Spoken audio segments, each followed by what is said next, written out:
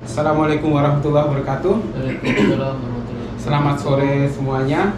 Untuk teman-teman calon pejuang devisa khususnya perawat. Jadi kita di sini sekarang sudah ada Mas Syaharudin sebagai narasumber.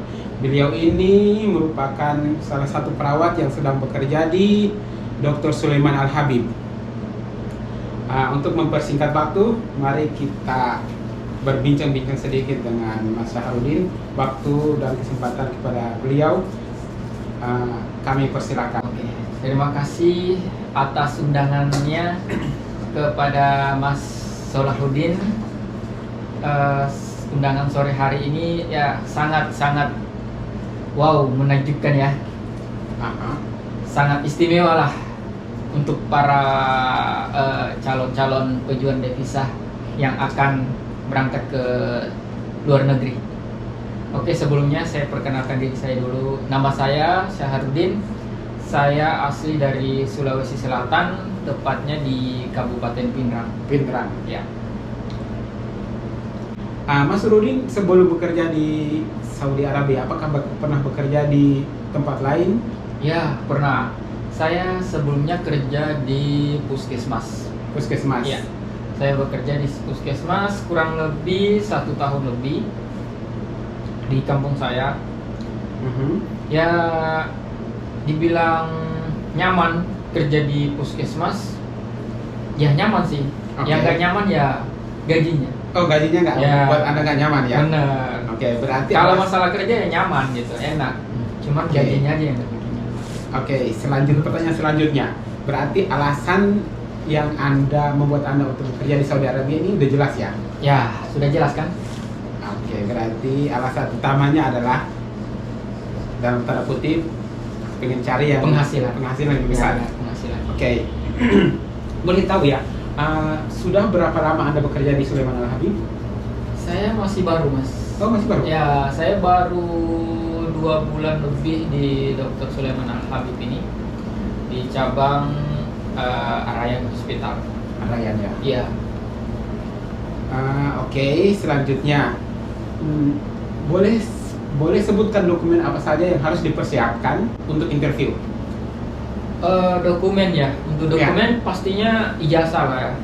Ijazah? Iya, itu penting, ijazah, terus STR pastinya, terus transkrip nilai, terus ini sebentar. Ini untuk persyaratan yang masih di Indonesia. Ya, masih di Indonesia. Oh, oke. Untuk Kalau interview nih. Oke. Untuk kalau yang di Indonesia itu agensi akan meminta banyak dokumen sih biasanya. Oh, banyak ya? Ya, ada ijazah pastinya, transkrip nilai, terus STR, sertifikat yang mendukung, terus surat izin suami Pengalaman istri, kerja ya, masuk ya? pengalaman kerja masuk, Izin suami istri. ya, izin suami istri atau orang tua, yang masih single, terus surat izin dari kelurahan. Kelurahan dapat? Iya, harus. Kami kemarin seperti itu dapat surat dari kelurahan juga. Terus pastinya dari Disnaker tempat masing-masing, dinas Disnaker tenaga juga. kerjaan. Iya.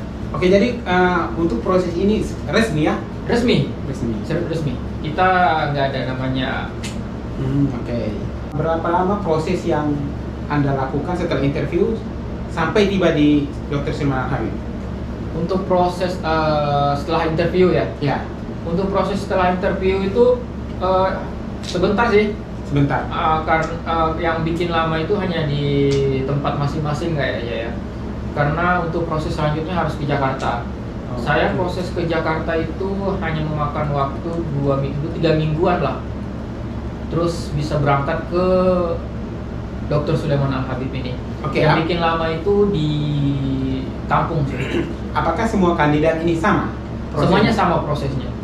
Nggak ada perbedaan, sama semua. Oke. Ya. Boleh saya tahu ya? Ini sepertinya semua kandidat itu pengen tahu gitu loh. Boleh spill biaya untuk proses mereka kesini sehingga mereka bisa mempersiapkan diri terlebih dahulu? Boleh. Untuk biayanya sendiri saya usah menyebutkan agensinya ya. Oke. Karena Setiap agensi pasti beda. setiap agensi itu beda-beda untuk pembayarannya.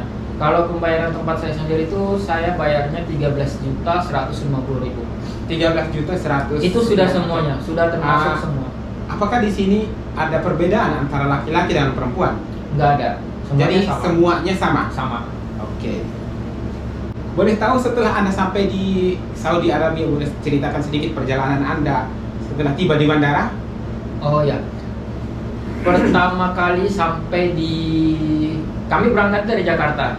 Semuanya berangkat dari Jakarta, terus kami transit di Kolombo. Kolombo.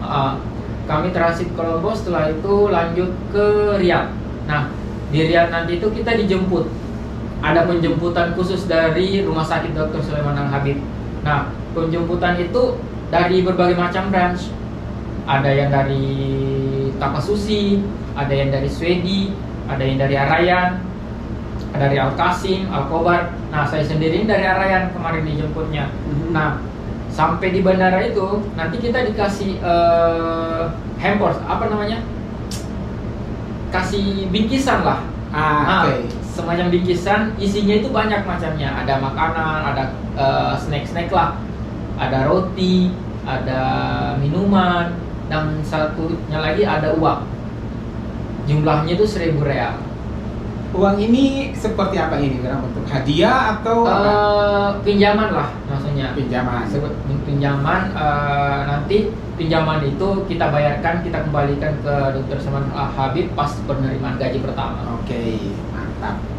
Jadi untuk teman-teman misalkan terkendala kekurangan uang biaya misalkan dari Indonesia kan, betul. penukaran uangnya kurang, merasa kurang, nggak usah takut karena nanti sampai di sini ada tambahan. Oh, berarti kandidat ini tidak usah terlalu banyak bawa duit untuk. Ya benar. Untuk jajan di 1.000 sini. Real itu udah cukup lah. Soalnya udah disediain, udah Ya.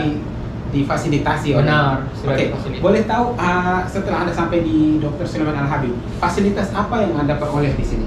Untuk fasilitas yang saya dapatkan di sini sendiri itu ada pastinya akomodasi, tempat tinggal, terus kita dikasih transportasi juga untuk antar jemput kayak gitu untuk bekerja, terus ada food allowance, Ya.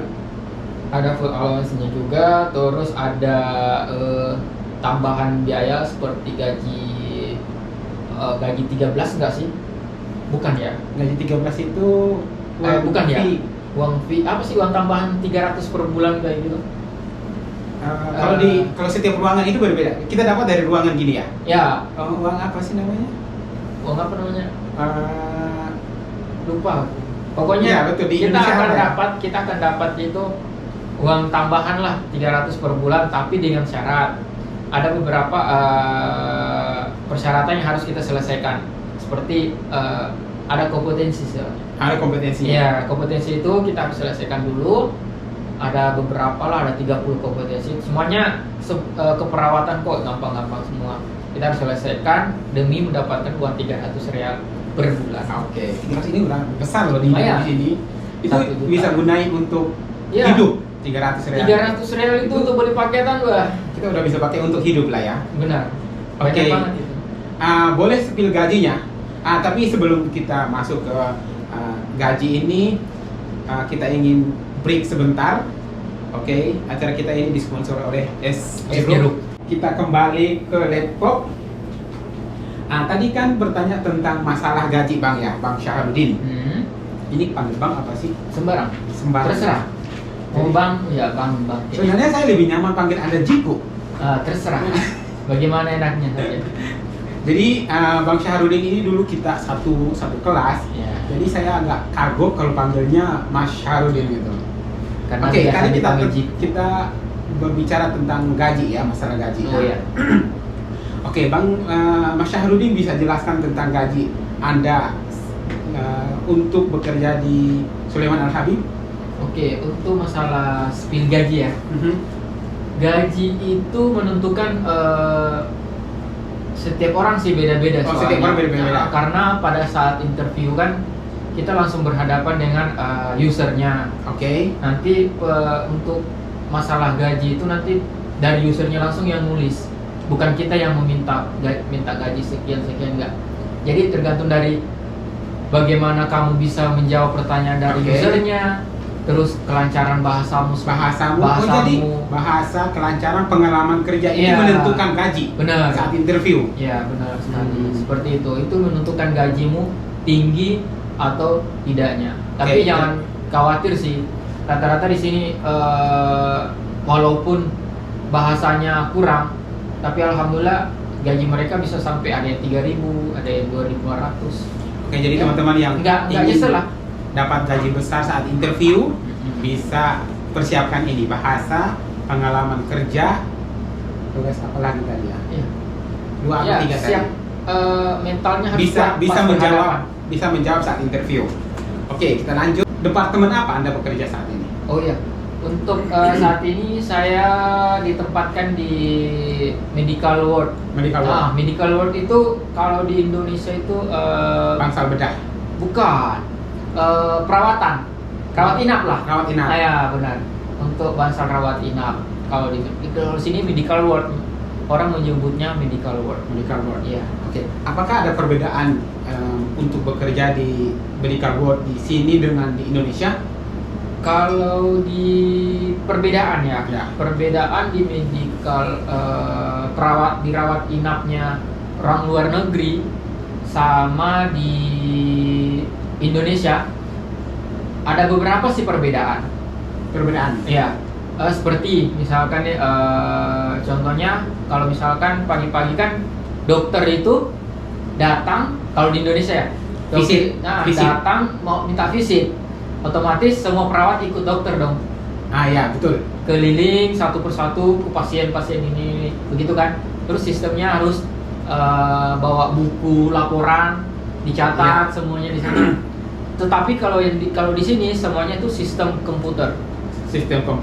Komputerisasi. Iya benar, komputerisasi, semuanya sistem komputerisasi. Dan untuk VCT itu kita nggak sama dokter. Kalau di sini dokter ya sesama dokter mereka, perawat ya sesama perawat. Oke, bagaimana dokter mengetahui vital sign, keluhan pasien? Ya, semuanya itu tadi. Kalau misalkan ada keluhan dari pasien, kita hanya menginfokan aja ke dokter. Dok, contohnya misalkan pasien ini demam nih dok, tolong dong dibuatkan order. Nah, untuk pembuatan ordernya nanti itu semuanya di sistem komputer. Jadi kita lihat di komputer kita tinggal lihat di komputer obat apa aja sih yang dikasih ke pasien yang di order oleh dokter. Iya. Oke. Jadi dokter pun bisa melihat tindakan kalian. Benar, semuanya di komputer. dilihat. Jadi setelah kalian lakukan tindakan, masukkan ke komputer, sehingga dokter pun bisa melihat ya. Oke. Jadi kalau visit berarti dokter sendiri visit atau ada ditemani?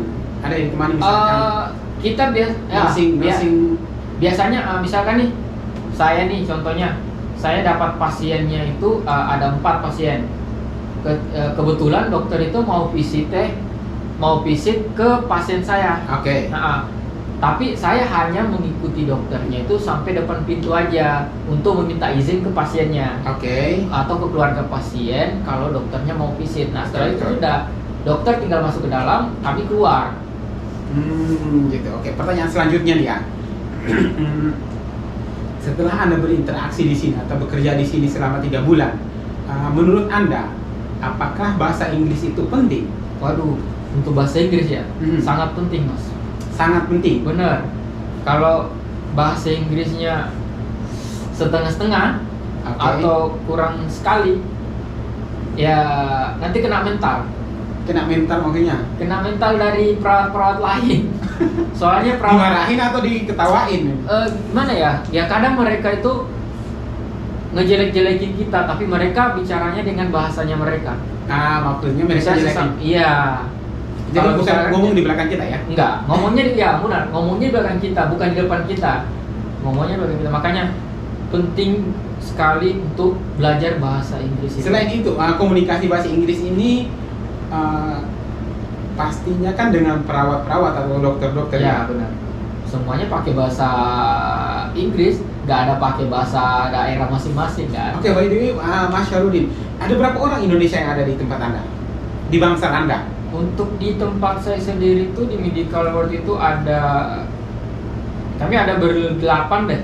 Ya berdelapan. Berarti menurut Anda bahasa Inggris ini masih penting? Masih penting walaupun kami banyak orang Indonesia di Medical World, tapi kalau jadwalnya beda-beda, Oke. ya dapatnya sama tim-tim yang lain kayak orang dari Filipina, dari India. Mau nggak mau ya harus komunikasinya bagus. Apalagi kalau operan jaga, pasti kan pakai bahasa Inggris juga. Bahasa Inggris ya.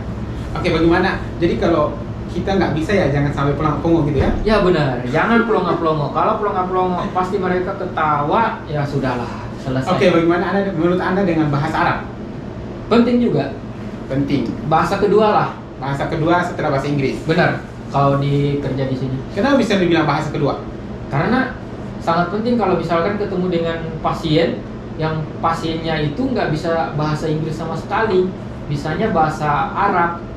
Kecuali dia punya keluarga, punya anak yang benar-benar bisa bahasa Inggris kan masih enak. Tapi kalau misalkan sudah dalam satu keluarga nggak bisa bahasa Inggris semua, kita bisanya nggak bisa bahasa Inggris, kita bisanya bahasa Inggris, ngomong mereka bahasa Arab, kita bahasa Inggris jawabnya. Mereka ngerti apa gitu. Berarti kita penting ya? Ya, tapi kalau bahasa Arab, insya Allah bisa sih secara otodidak aja bisa lah. Bisa. Kita belajar. Yang penting nomor satu bahasa Inggris saja. Oke, pertama kali Anda kesini kan pastinya kita tidak mengerti tentang bahasa Arab. Nah, bagaimana saat Anda menghadapi pasien, kemudian belum mengerti bahasa Arab, sedangkan pasien pun tidak mengerti bahasa Inggris, apa yang Anda lakukan? Panggil yang senior. Panggil senior untuk mentranslate ya. Jadi kalau di sini mah nggak usah takut, karena kita kan banyak senior di sini, banyak teman-teman baik itu dari Indonesia, dari luar, jadi nggak usah takut, berani bertanya aja. Menurut Anda nih ya, orang-orang Indonesia itu kan kebanyakan dibilang baper ya, sedikit baper gitu ya. Sedangkan orang-orang di sini seperti perawat dari Filipina atau India itu kan mereka saat ada salah, mereka langsung marah di depan, tunjukin muka atau apa kesalahan kita itu mereka langsung sebutkan. Sangat penting Mas Solahuddin. Kalau saya di sini pengalaman saya lah, saya belajar dari pengalaman teman-teman juga yang udah lama di Medical World ini. Biasanya mereka itu kalau misalkan kena teguran oleh seniornya, ya, yang mereka ada buat kesalahan kecil kah atau yang besar, mereka terima-terima aja ya. Pokoknya apa yang dibicarakan oleh senior ya ngangguk-ngangguk aja. Tapi ya masuk telinga kanan keluar telinga kiri. Kayak seperti itu kami di sini. Jadi nggak ada yang disimpan di hati. Nggak ada yang disimpan karena kalau disimpan terus nanti kepikiran terus Mas. Nanti malah bikinnya stres. Jadi mentalnya kena down di sini. Gitu ya. Kita jauh dari keluarga soalnya di sini. Jadi masuk telinga kiri, masuk benar sekali. Nikmati kalau misalkan ada kayak gitu pakai handset aja. Terus nikmatilah musiknya. Oke, selanjutnya ya. Ini sudah waktu kita juga udah agak mepet.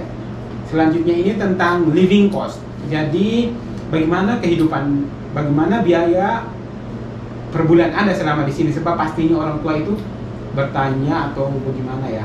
Mereka ingin mengetahui biaya atau pengeluaran kita di sini. Oh ya, oke. Untuk pengeluaran ya masing-masing.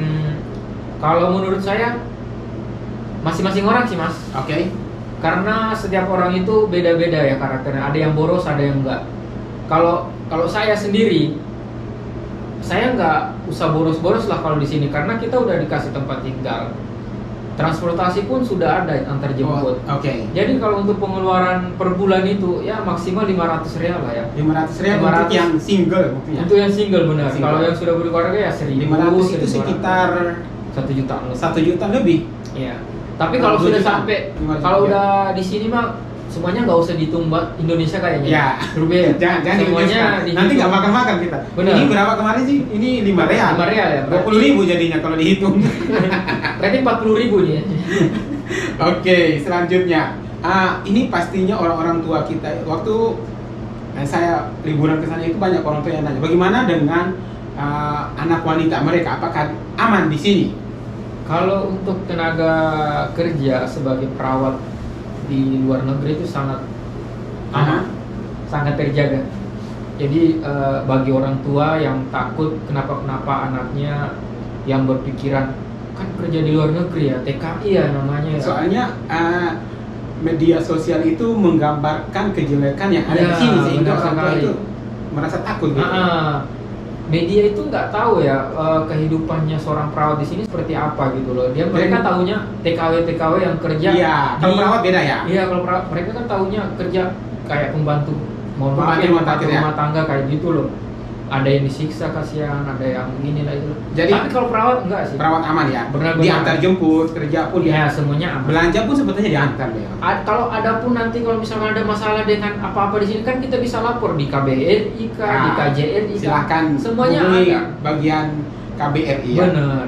Oke, ini tadi kita menceritakan tentang benefit yang kita dapat di sini. Apakah ada kekurangan ya atau kejelekan-kejelekan yang ada di sini sehingga kandidat yang mau ke sini itu bisa mempersiapkan diri. Oh, saya ke sana itu akan berhadapan dengan orang seperti ini atau apa.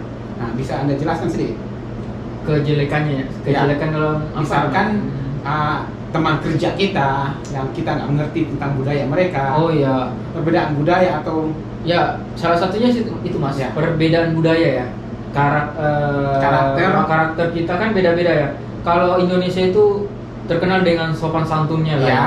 Kalau menurut saya itu ada perbedaannya itu satu contoh. Orang Filipina itu kalau menunjukkan dengan kaki, menunjukkan sesuatu dengan kaki itu hal biasa. Sedangkan di Sunda menunjukkan sesuatu barang dengan kaki itu apa namanya ya, sangat tidak sopan gitu. Ya, benar. Jadi kalau kita masih membawa adat kita sampai di sini terus tiba-tiba teman kita dari negara lain itu menunjukkan dengan kaki, wah kita tiba-tiba langsung marah, baper, kayak gitu. langsung baper, Jadi ini yang langsung harus marah. dipahami di sana. Jadi semuanya di sini harus serba apa ya? Kuat lah ya. Serba iya. Bener, serba kuat.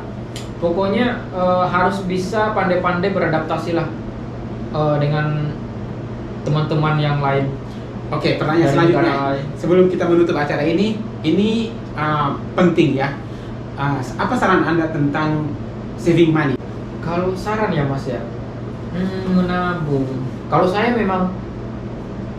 berangkat di sini pengen menabung memang karena kan saya sudah berkeluarga juga. Oke. Dan saya sudah punya anak.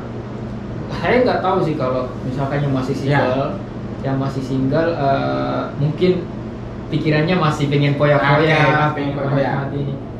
Ya bagi yang sudah berkeluarga aja sih, ya pandai-pandai menabung aja sih kalau sudah kerja di sini. Apa namanya?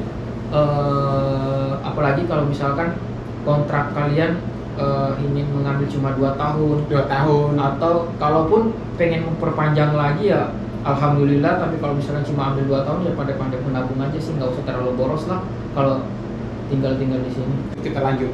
Kontrak, apakah ada dapat benefit tambahan? Gaji? Kalau seperti itu saya belum Belum ya? dapatkan sih Mas, karena kan saya masih baru juga. Mungkin Oke. kalau saya sudah selesai kontrak per tahun atau per 2 tahun mungkin dapat. Bisa ya? Ya Dapat. alhamdulillah bisa saving money lagi ya. Oke, terima kasih Mas Syahrudin atas kesempatan Anda untuk berbagi cerita di sini.